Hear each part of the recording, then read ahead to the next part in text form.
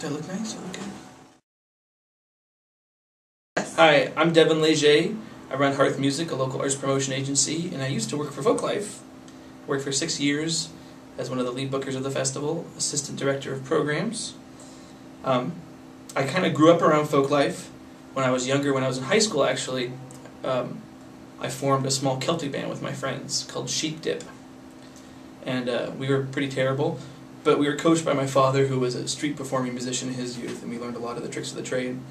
And we came up to Folklife as our senior project when I was in high school, was to get into Folklife, essentially. So we cut an album, and we wrote up a bio, and we applied and everything. And we came up and played, and it was the first time I'd ever been, and I just loved it. And I came up pretty much every year after that. Sometimes I have to finagle my way into someone else's band, just in order to get up and to get like the performer button to get into the festival. And for a long time, all I ever knew of Seattle was the area immediately around the Seattle Center, so we'd stay at like a hotel.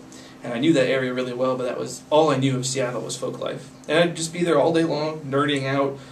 I'd go to Celtic stuff. I remember I would go see the Suffering Gales, who were like the hottest Celtic band in Seattle. It was Dale Russ on fiddle, Tom Cregan on pipes, and Finn McGinty on guitar. And they were so cool. They'd always play last on the Northwest Court stage, and they always wore these sunglasses, super cool. And they just didn't even say a word. They just stood there playing their fiddly fiddle Irish music, and I was right on the front of the stage, like, oh my God, they're so good. I always loved the Northwest Court stage because it was primarily Celtic.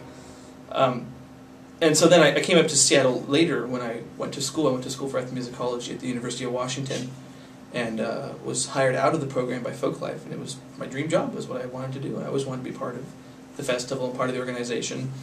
And being part of Northwest Folklife, I learned an incredible amount about the Northwest communities.